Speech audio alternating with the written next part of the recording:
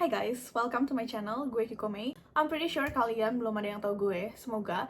Jadi di sini gue mau kenalan sama kalian dan bercerita tentang gimana sih hidup gue setelah resign selama sekitar 2 tahun dari corporate job.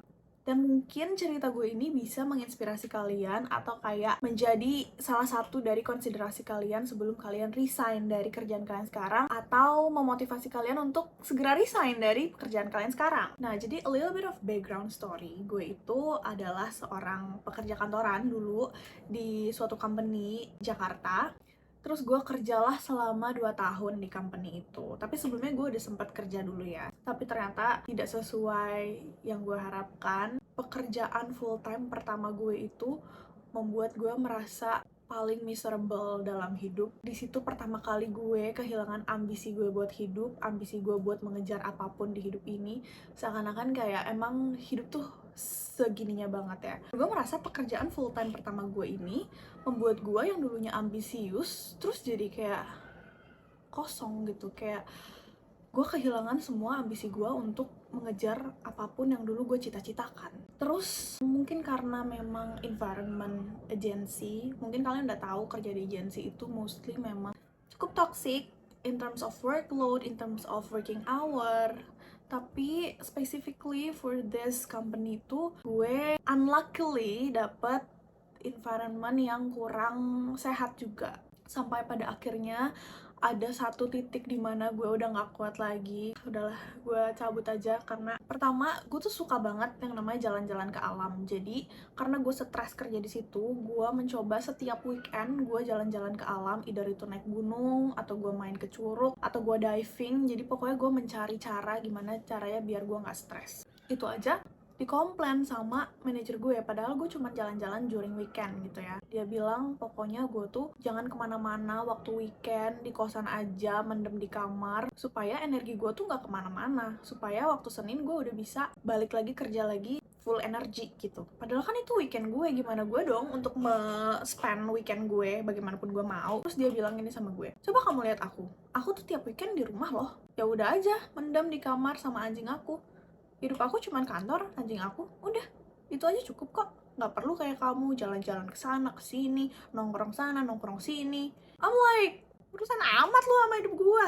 Terus ya udahlah, intinya banyak banget hal yang terjadi di company itu yang membuat gua kayak gak bisa lagi, ini udah bener-bener gak masuk akal. Akhirnya gue cabut karena at the same time gue pengen juga jalan-jalan keliling Indonesia. Walaupun gue belum tahu sebenarnya gue akan dapat duit dari mana ya kalau gue keluar kantor. Tapi toh dengan gue tetap di kantor itu, gue sama aja gak begitu punya uang sih. Nah udahlah, long story short, gue udah resign dari company itu. Terus ini udah 2 tahun semenjak gue resign dari sana. And let me tell you, gue bener-bener happy. Gue gak nyesel sama sekali dengan keputusan gue waktu itu resign. Tapi, tidak dapat dipungkiri, gak semuanya kok indah gitu. Jadi, orang-orang yang meromantisasi life after resign itu kayak indah, happy. Itu benar, guys. Tapi gak 100% hidup tuh seperti itu setelah resign. Kayak, in my case, gue merasa financially hidup gue amburadul. Karena gue gak tahu bulan depan gue dapat duit dari mana ya? Oke, gue lanjutin aja ceritanya. Jadi November 2023 gue resign lah dari company itu. Terus gue ngapain? Jalan-jalan doang? Of course tidak, karena ya duitnya say. Gimana ya? Kalau gue punya duitnya juga gue akan jalan-jalan terus sih selama 2 tahun nonstop. H+1 gue resign, gue langsung pergi ke Mentawai. Jalan-jalan di situ, ketemu sama suku Mentawai dan hidup sama mereka selama sekitar 4 hari. Terus habis itu selama sepanjang tahun 2024, gue setiap bulan jalan-jalan, at the very least 2 minggu. Pokoknya benar-benar tiap bulan deh. Nah, tapi duitnya dari mana? Mungkin kalian bertanya-tanya nih, orang dapat duit dari mana bisa jalan-jalan setiap bulan? Nah sama, gue juga waktu itu berpikir gimana ya, gue ngapain ya abis resign, gimana cara gue dapet duit gitu, dari mana. Nah kebetulan saat itu muncullah suatu ads bootcamp virtual assistant. Somehow adsnya tuh di mana-mana banget. Gue buka YouTube ada ads itu, gue buka Instagram ada ads itu, gue pokoknya buka apapun sosial media ada ads itu. To the point gue kayak, apa gue coba aja ya. Long story short, gue coba. Testimoni dari gue, kalau misalnya kalian gak pernah kerja sama sekali atau gak punya portofolio sama sekali, then take the bootcamp. Tapi kalau misalkan kalian udah kayak kerja beberapa tahun dan udah punya hasil pekerjaan kalian sebelumnya yang bisa dijadikan portofolio gitu, gak perlu ikut-ikutan bootcamp karena yang diajarin di bootcamp itu sangat amat basic dan bootcampnya cukup mahal. Waktu itu kalau nggak salah harganya 4 juta, dimana gue aja saat itu bingung gitu, gue mau resign jalan-jalan mau dapet duit dari mana, ini pula gue harus bayar 4 juta, cukup mahal buat gue ya. Tapi ya udahlah, waktu itu gue tetap bayar, gue tetap beli bootcampnya. Tapi gue tetap bersyukur gue ikut bootcamp itu karena kalau misalkan gue ikutan bootcamp itu kan berarti gue dapat PR, gue disuruh bikin portofolio diri gue sendiri, gue disuruh buat reach out ke klien gitu kan. Walaupun sebenarnya gue udah tahu gimana cara-caranya, tapi kalau misalkan gue nggak ikutan bootcamp ini, gue nggak akan tuh bikin portofolio lah, reach out ke klien lah, pasti gue akan procrastinate dan akan bingung sendiri gitu.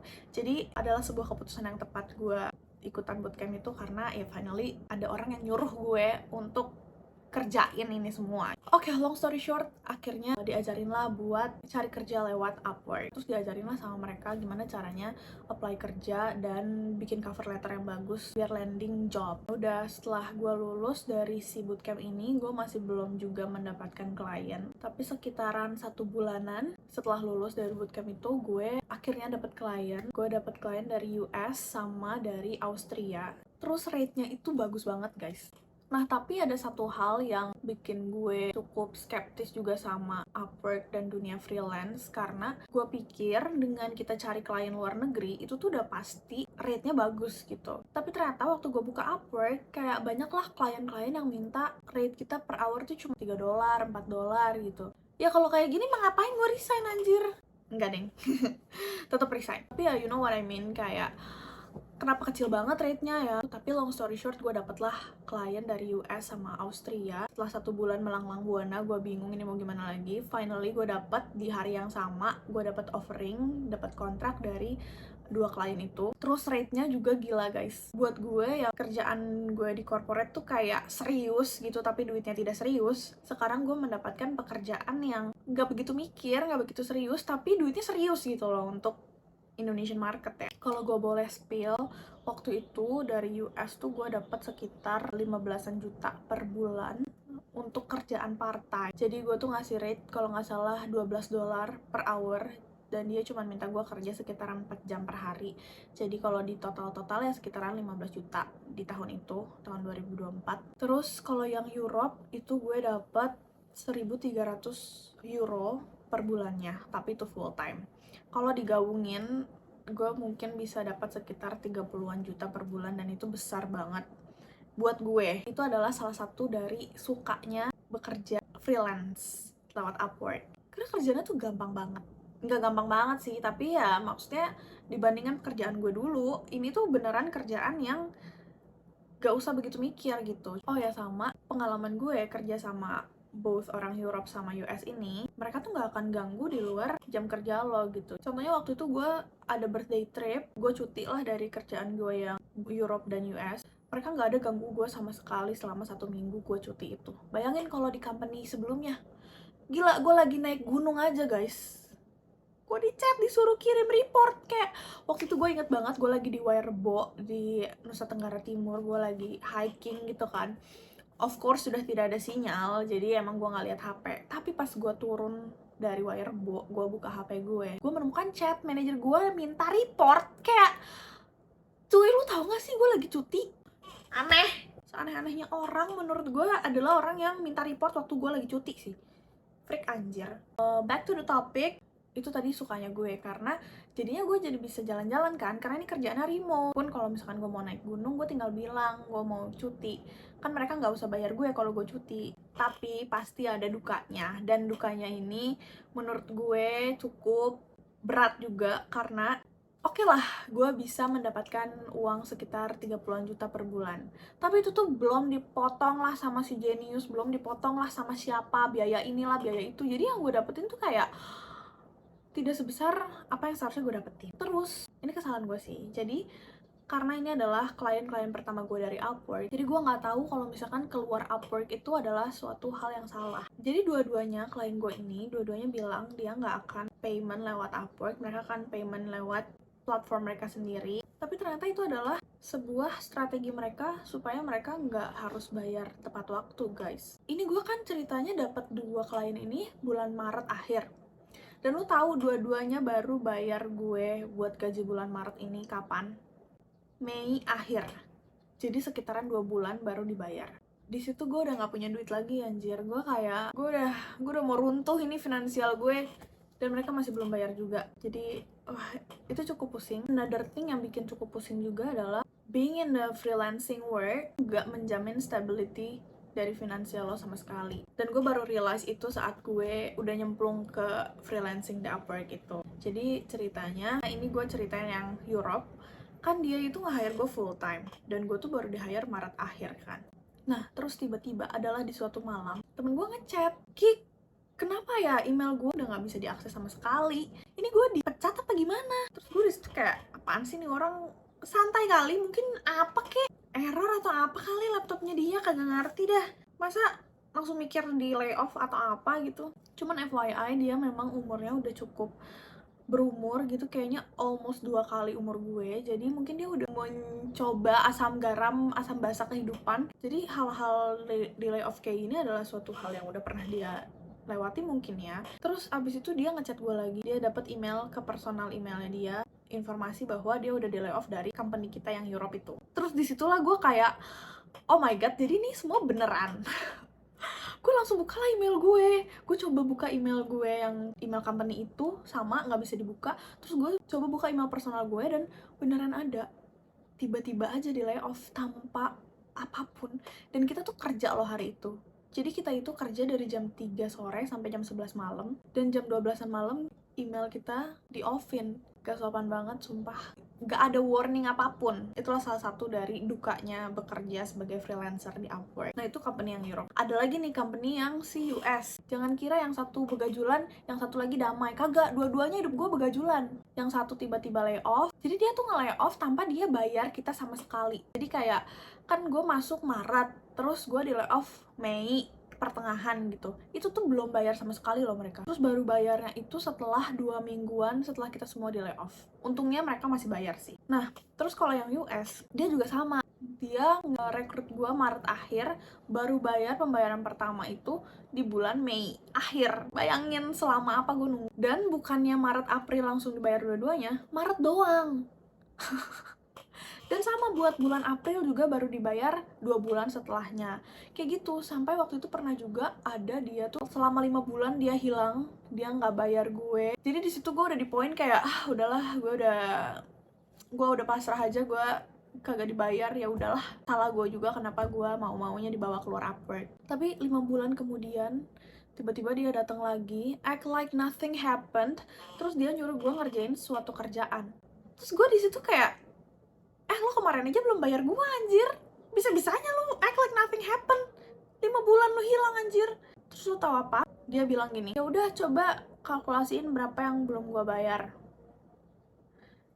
Sekate-kate nih si monyet. Ya udah gua kalkulasiin berapa yang dia belum bayar, semua utang-utang dia dari bulan-bulan yang belum dia bayar. Abis itu gua hilang.